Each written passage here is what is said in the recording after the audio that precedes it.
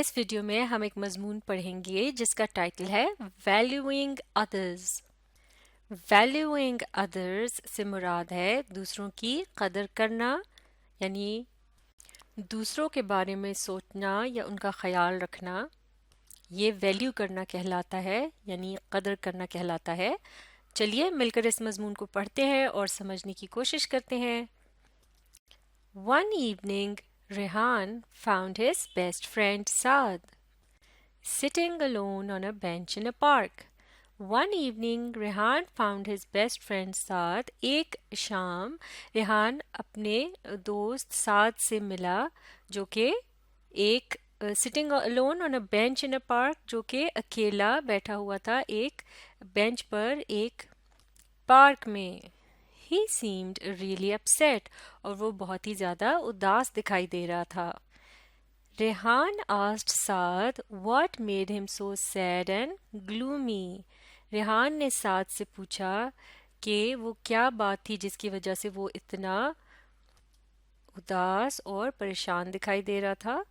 سعد نے کہا I'm feeling guilty for my rude behavior، کہ میں اس وجہ سے اپنا جو برا رویہ ہے یا برا جو میں نے برا پیش آیا ہوں اس کی وجہ سے میں شرمندہ محسوس کر رہا ہوں، یعنی مجھے اس بات کا افسوس ہو رہا ہے۔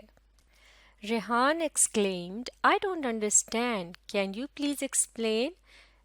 ریحان exclaimed یعنی ریحان نے بڑا حیران ہو کر پوچھا I don't understand یعنی مجھے سمجھ نہیں آیا، can you please explain کیا تم اس کو یعنی تفصیل سے اس بات کو بتا سکتے ہو کہ تم کیا کہنا چاہتے ہو؟ سعد نے کہا I have been rude to one of my classmates، یعنی میں اپنے کلاس کے ایک ساتھی کے ساتھ برا پیش آیا ہوں یا میں نے اس کے ساتھ برے طریقے سے بات کی ہے۔ who limped while walking، یعنی جو لنگڑا کر چلتا تھا، یعنی اس کو چلتے وقت مشکل پیش آتی تھی اور وہ ٹھیک سے نہیں چل پاتا تھا۔ تو سعد نے چونکہ اس کے ساتھ اچھے طریقے سے بات نہیں کی یا اس کا کوئی مذاق وغیرہ اڑایا تو اس وجہ سے وہ بہت شرمندہ محسوس کر رہا تھا، اس لیے وہ اداس تھا۔ آگے بڑھتے ہیں۔ I often made fun of him، میں اکثر اس کا مذاق اڑاتا تھا۔ For that، اس وجہ سے، یعنی یہ جو وہ ٹھیک سے چل نہیں پاتا تھا۔ My rudeness grew with time، اور میرا یہ جو برا رویہ ہے اس کے ساتھ یا جو میں اس کا مذاق وغیرہ اڑاتا تھا اسے روڈنس کہتے ہیں، وہ وقت کے ساتھ بڑھتی گئی۔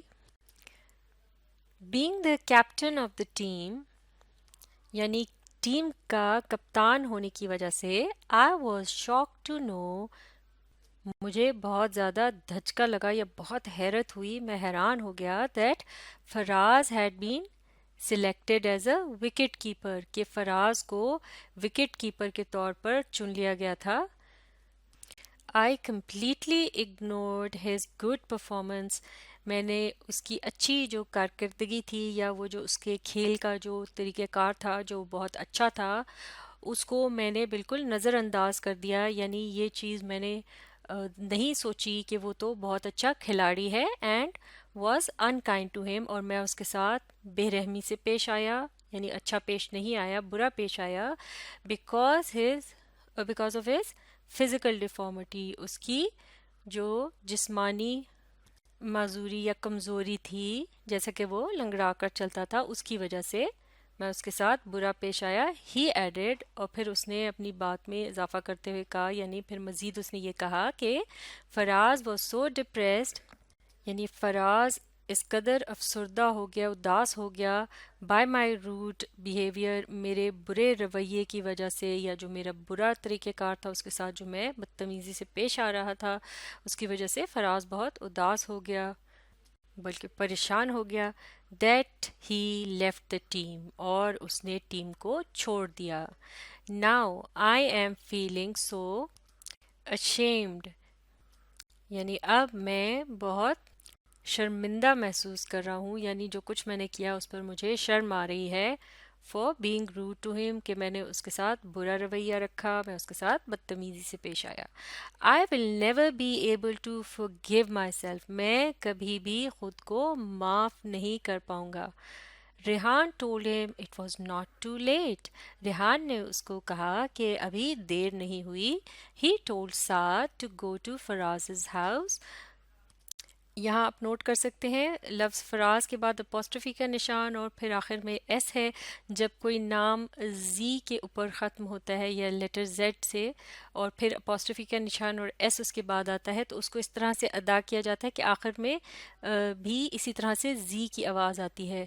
فرازز house and say sorry for his wrong attitude. He told Saad to go to فراز's house. اس نے سعد کو کہا کہ وہ فراز کے گھر جائے and say sorry for his wrong attitude, اور اپنے غلط رویے پر اس سے معافی مانگے, یعنی اپنے غلط طریقہ کار پر یا غلط جو اس نے باتیں اس کو کہی تھیں اس کا دل دکھانے والی, اس پر وہ اس سے معافی مانگ لے. سعد agreed quickly. سعد جلدی سے یہ بات مان گیا. and they both went to فراز's house, اور وہ دونوں فراز کے گھر چلے گئے. فراز was pleased to see them. فراز انہیں دیکھ کر بہت خوش ہوا. سعد apologized to him. سعد نے اس سے معافی مانگی. apology کہتے ہیں معافی مانگنے کو. for his rudeness, جو اس نے اس سے بدتمیزی کی تھی اس کی اس نے معافی مانگی.